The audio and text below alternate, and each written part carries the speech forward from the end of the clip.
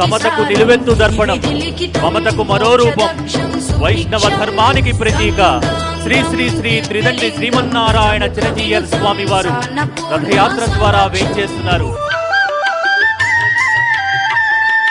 నారాయణ నారాయణ జయ గోవింద హరే గోవింద హరే, నారాయణ నారాయణ జయ గోపాల హరే గోపాల హరే, నారాయణ నారాయణ జయ గోవింద హరే గోవింద హరే, నారాయణ నారాయణ జయ గోపాల హరే గోపాల హరే.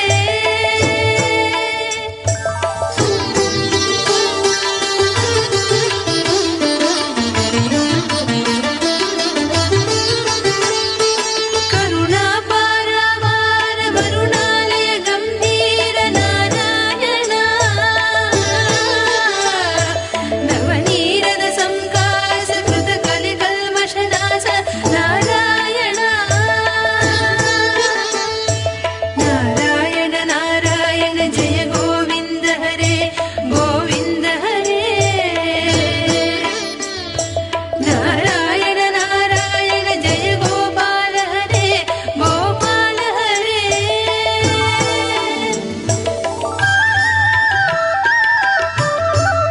శ్రీ శ్రీ శ్రీ త్రిదండ్రి శ్రీమన్నారాయణ రామానుజ చినజీయర్ స్వామి వారు ఈ ప్రాంగణానికి విచ్చేయటం ఈ శుభతరుణాన ఎంతో ఆనందదాయకం. అటువంటి శుభ సందర్భంలో స్వామివారికి ముందుగా వేద పాఠశాల విద్యార్థులచే పాదపూజ నిర్వహించవలసిందిగా కోరుతున్నాం. కేవలం పాదపూజే కాదు, సప్త నదీ జలాలతో అభిషేక సంప్రోక్షణ, 60 రకాల పూలతో పుష్పాభిషేకం, 60 రకాల మధుర పదార్థాల నివేదన వేదికపై జరుగుతోంది. అటుపై మనందరం వేల గొంతుకలతో స్వామివారికి గురువందనం చేసే మహాద్భుత భాగ్యం కూడా ఈరోజు మనకు దక్కబోతోంది. కాబట్టి పాదపూజ ప్రారంభించవలసిందిగా కోరుతున్నాం.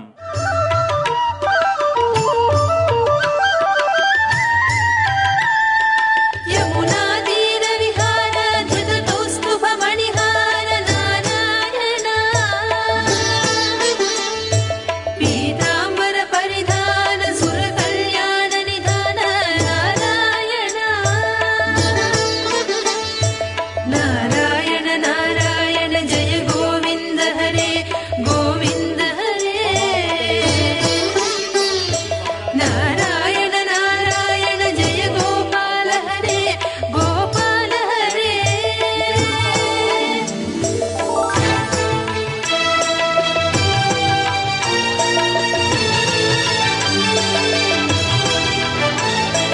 మంజుల గుంజాభూష మాయా మానుష వేష నారాయణ, రాధాధర మధురసిక రజనీకర కులతిలక నారాయణ, నారాయణ నారాయణ జయ గోవింద హరే గోవింద హరే, నారాయణ నారాయణ జయ గోపాల హరే గోపాల హరే. శ్రీమన్నారాయణ జై శ్రీమన్నారాయణ జై శ్రీమన్నారాయణ జై జై శ్రీమన్నారాయణ జై శ్రీమన్నారాయణ జై శ్రీమన్నారాయణ జై శ్రీమన్నారాయణ. ప్రియ భగవద్బంధువులారా, కార్తీక మాసానికి అర్థాన్ని చెప్పేటట్టుగా భాగ్యనగరంలో ఒక అద్భుతమైనటువంటి ఆధ్యాత్మిక చైతన్యాన్ని ఈ కృత్తికా దీపోత్సవ సందర్భంగా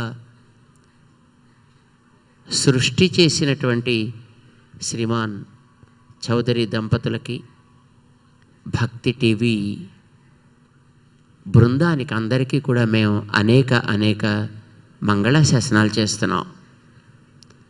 కేవలం భాగ్యనగరానికే కాకుండా మన తెలుగు వారందరికీ కూడా ఈ కార్యక్రమాన్ని ఇలా మనం చెయ్యవచ్చు కదా అనే ఒక స్ఫూర్తిని, ప్రేరణని ఇచ్చినటువంటి శ్రీమాన్ చౌదరి గారికి, భక్తి టీవీ టీం అందరికీ కూడా మేము అనేక మంగళాశాసనాలు చేస్తున్నాం. శ్రీమాన్ చౌదరి గారు ధర్మానికి నిలబడి దైవాన్ని విశ్వసించే ఒక ఒరవడిని, కొత్త ఒరవడిని వారు సృష్టించగలిగారు. ధర్మానికి నేను ముందు నిలబడతా, దీనికి నేతగా నేను నిలబడతా, దేనికి కాంప్రమైజ్ కాను అని ధైర్యంగా చెప్పగలిగినటువంటి ఒక సాహసానికి శ్రీమాన్ చౌదరి గారు నిలువెత్తు సాక్ష్యం. వారి ఆ సాహసానికి మేము మంగళాశాసనాలు చేస్తున్నాం. కార్తీక మాసం వచ్చింది అంటేనే మనందరికీ గొప్ప ఆనందం. మన చరిత్ర కార్తీక మాసాన్ని గురించి, ఈ కృత్తికా దీపోత్సవాన్ని గురించి ఓ అందమైనటువంటి కథని చెప్పింది. పూర్వకాలంలో బలిచక్రవర్తి యాగం చేశాడు. మహాదాత కోరిన వారికి మరొకరి దగ్గరికి వెళ్ళి చేయి చాచవలసిన అవసరం లేనంతగా ఇచ్చి వారిని తృప్తిపరిచేటటువంటి మహానుభావుడు బలిచక్రవర్తి. అద్భుతమైనటువంటి వైదిక యాగం చేస్తున్నాడు ఆయన. కానీ ఆ వ్యక్తిలో ఉండేటటువంటి అహంకారం చాలా గొప్పది. కార్యం మంచిది, కానీ వెనకాతల అతనిలో ఉండేటటువంటి భావం దూషితం కావడం చేత భగవంతుడు దాన్ని బాగు చేయాలి అని అనుకున్నాడు. బలిచక్రవర్తి యాగశాలకు వచ్చాడు. ఒక చిన్న బాలుడిగా, ఒక చిన్న వటువుగా వచ్చాడు.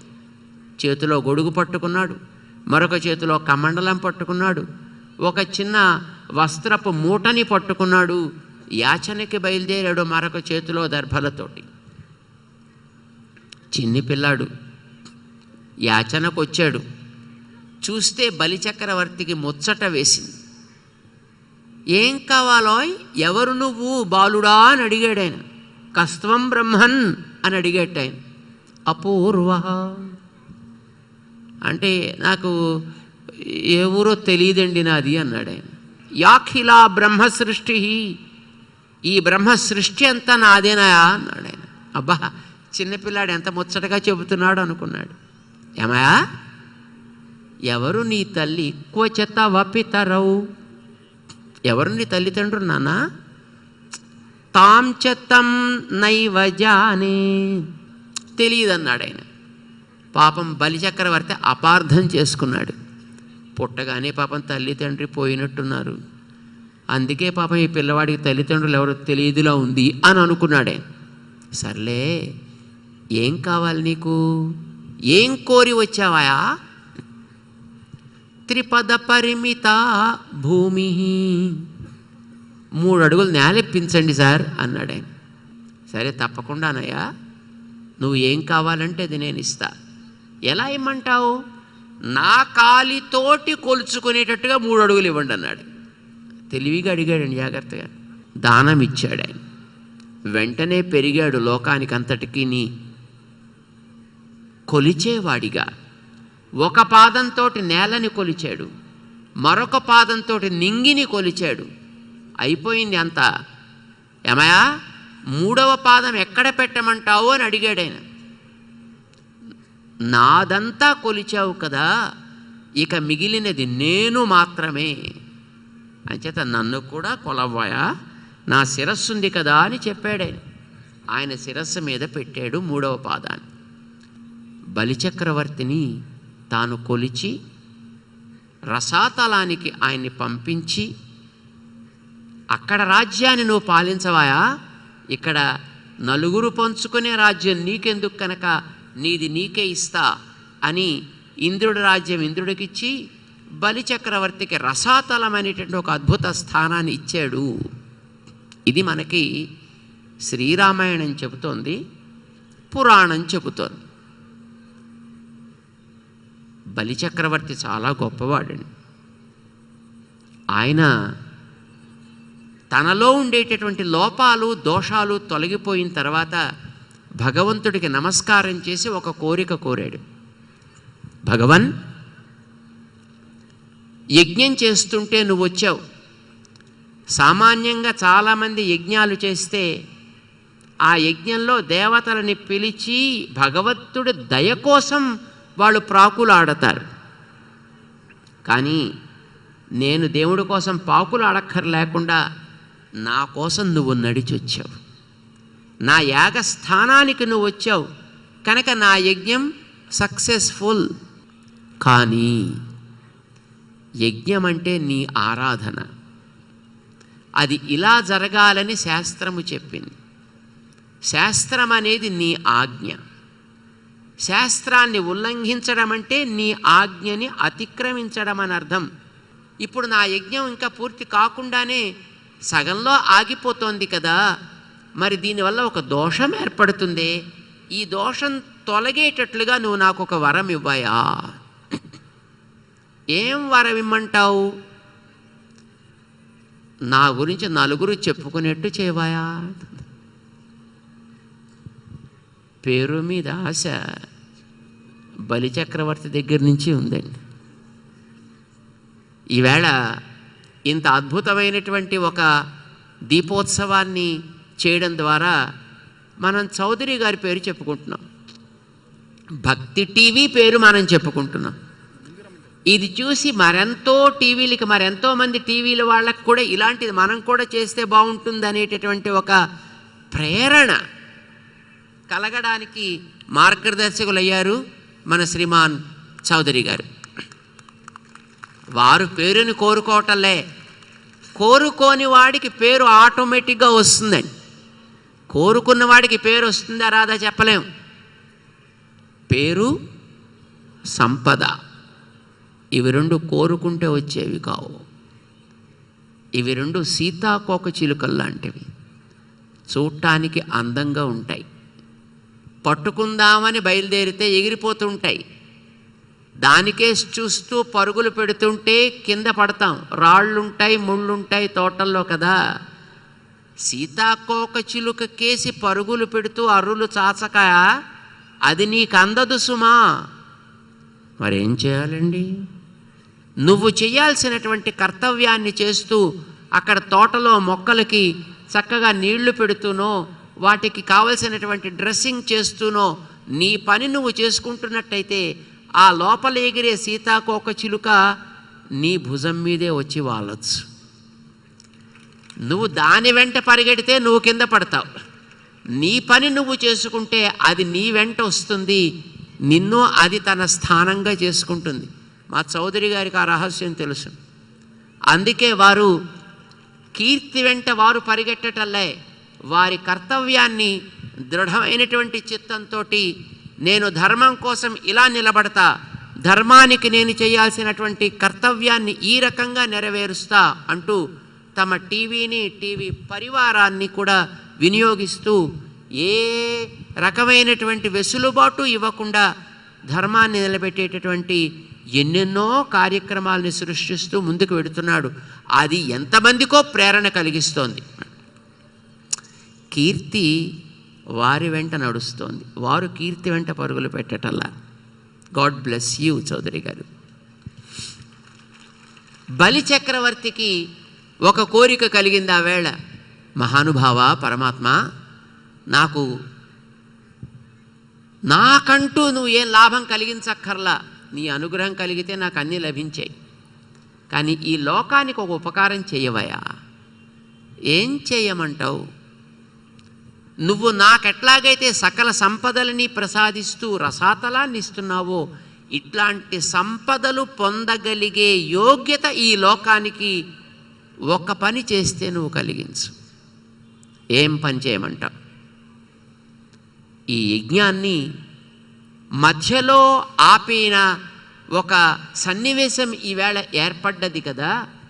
ఈ సన్నివేశాన్ని తలుచుకుని ఇలా జరిగినా నీ కృపకి నేను పాత్రమయ్యాననే భావనని, నువ్వు ఎంత ఉదారుడువో, యజ్ఞం పూర్తి కాకుండానే నీ భక్తుడనైనటువంటి నన్ను అనుగ్రహించేటటువంటి నీ ఔదార్యాన్ని లోకం గుర్తించగలిగేటట్లుగా ఒక పని వాళ్ళు చేయాలి.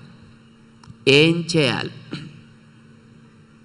ప్రతి ఇంట ఈ కార్తీక మాసం ఆరంభం కాగానే, అంటే దీపావళి జరిగిన మరునాటి నుంచి ఎవరెవరైతే వారి ఇంట్లో భగవద్ ఆరాధన చేసి, ఆరాధన జరగగానే అక్కడ భగవంతుడి దగ్గర వెలిగించిన దీపంతో తమ గృహాలన్నిటినీ కూడా కాంతివంతం చేసుకుంటారో, అట్లాంటి వాళ్ళకి ఈ నీ అనుగ్రహాన్ని తలుచుకుని, నువ్వు నాకు ప్రసాదించినటువంటి వరాన్ని తలుచుకుని వారు తమ ఆరాధనా ఫలంగా గృహాలని కాంతివంతం చేసుకోగలిగితే వాళ్ళకి కూడా నాకు అనుగ్రహించినంత మంచి సంపదలు ప్రసాదించు.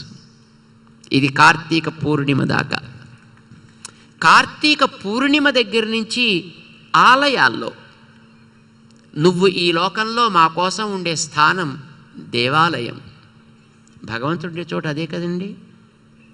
భగవంతుణ్ణి మనం లోకమంతా వ్యాపించినట్టేం చూడలేము. మన కోసం ఆయన దిగి వచ్చేటటువంటి, మనం చెప్పినట్టుగా ఆరాధనలు అందుకునేటటువంటి రూపం ఆలయంలో ఉండేటువంటి శ్రీ విగ్రహ స్వరూపం. అలాగా ఎక్కడెక్కడ నువ్వు ఆలయాల్లో ఉంటావో ఆ ఆలయాల్లో కార్తీక పూర్ణిమ దగ్గర నుంచి ఒక 15 రోజులు మొత్తం ఆలయాలన్నింటినీ అలంకరించి, అంటే ఒక 15 రోజులు గృహాల్లో, 15 రోజులు ఆలయాల్లో ఎవరెవరైతే ఈ చరిత్ర చదువుకుని దీపాన్ని వెలిగిస్తారో అలాంటి వాళ్ళందరికీ ఈ సంపదలు వచ్చేటట్లుగా, నేను చేసినటువంటి ఈ యజ్ఞం యొక్క ఫలితం వాళ్ళకందరికీ దక్కేటట్టుగా, ఈ యజ్ఞం పరిసమాపనం అయ్యేటట్టుగా నువ్వు నాకు ఒక వరాన్ని ఇప్పించవలసింది అని బలిచక్రవర్తి కోరాడట. బలికి స్వామి అనుగ్రహించి ఈ రకంగా కార్తీక దీపోత్సవం జరుగుగాక. శ్రీపాంచరాత్ర ఆగమ గ్రంథంలో శ్రీప్రశ్నం అనే సంహిత మనకి చరిత్రను తెలియచేస్తోంది.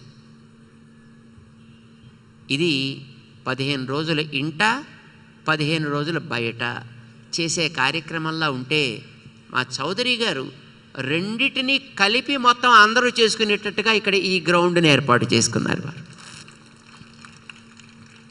ఇక్కడ అందరికీ కూడా చక్కగా దీపాలని వెలిగిస్తూ భగవద్భావనని కలిగి భగవంతుని దర్శింపచేసేటటువంటి మహానుభావులైన పెద్దల యొక్క దర్శనం కలిగి, వారి యొక్క శ్రీ సూక్తులని శ్రవణం చేసే అవకాశం కలిగి, తద్వారా తమ యొక్క భావనా ప్రపంచాన్ని శుద్ధి చేసుకుంటూ దాన్ని కాంతివంతం చేసుకుంటూ అది తమకి, గృహానికి, మందిరానికి, సమాజానికి కూడా అద్భుతమైనటువంటి ప్రేరణా స్ఫూర్తి కలిగేటట్లుగా ఈ కృత్తికా దీపోత్సవాన్ని ఇక్కడ వారు ప్రతి ఏడాది, ఒక ఏడాది కంటే మరొక ఏడాది ఒక కొత్త విలక్షణంగా, ఒకసారి కంటే మరొకసారి ఒక కొత్త వైభవంతో చాలా అద్భుతంగా ఇక్కడ తయారు చేస్తున్నారు శ్రీమాన్ చౌదరి గారు.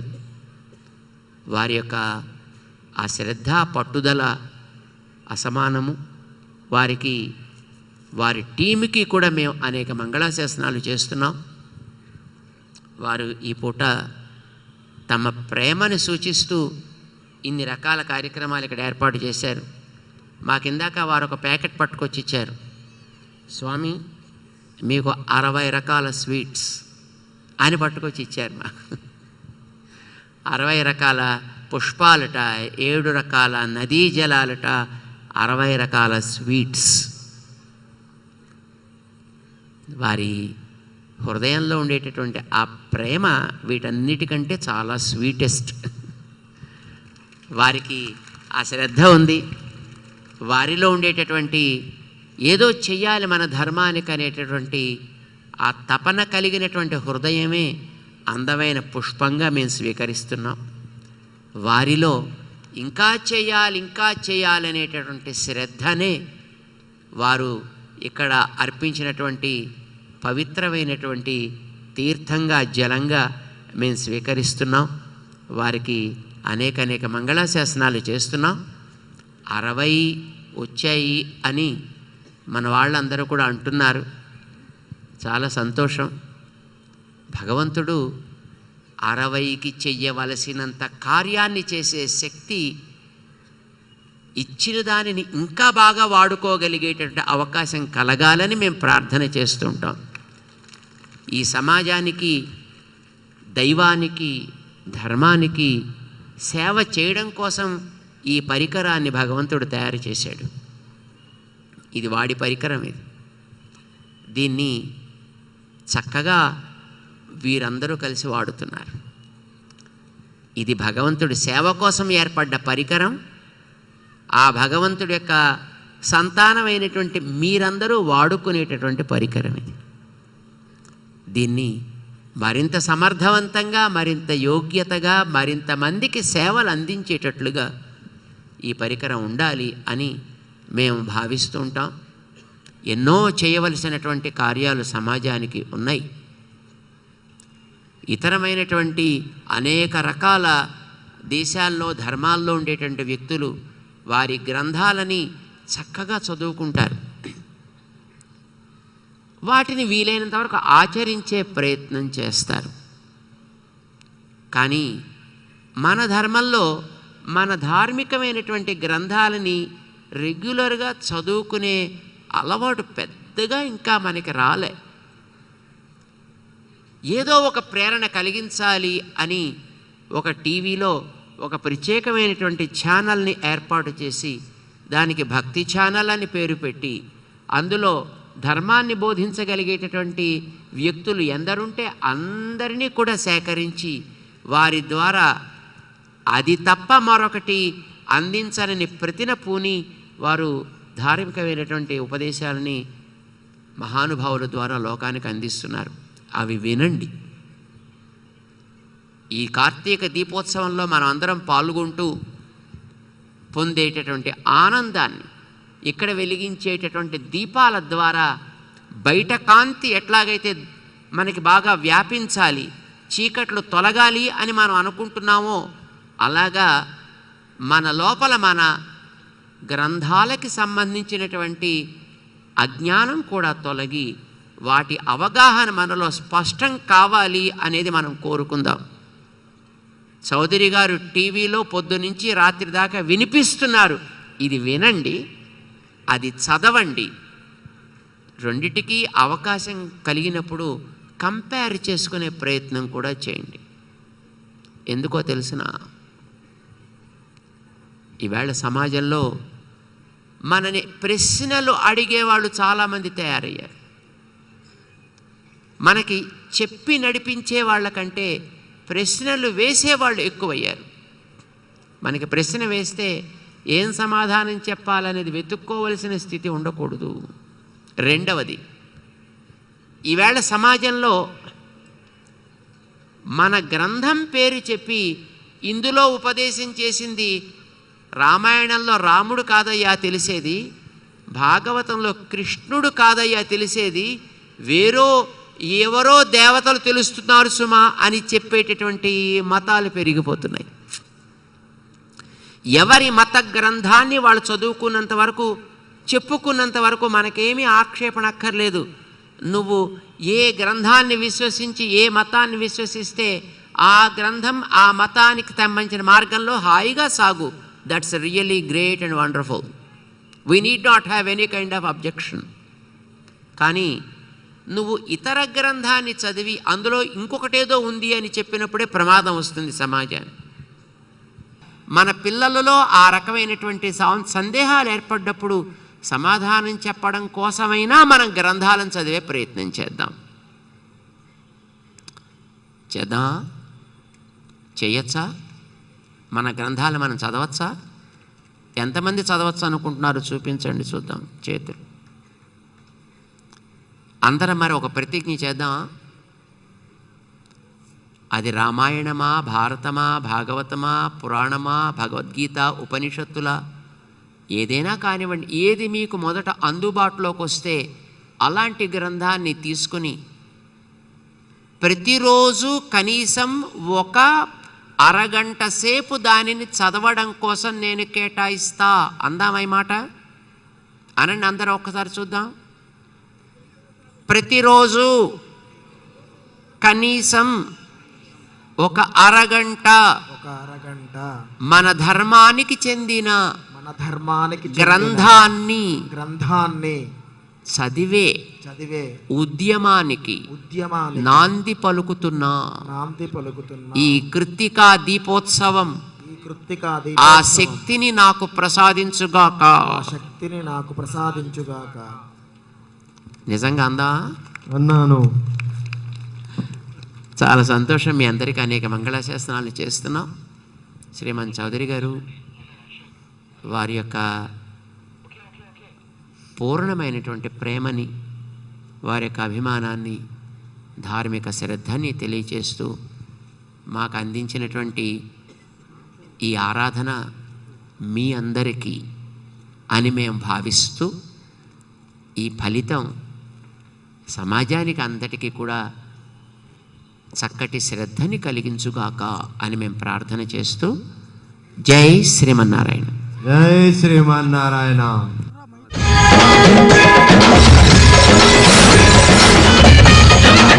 Chanta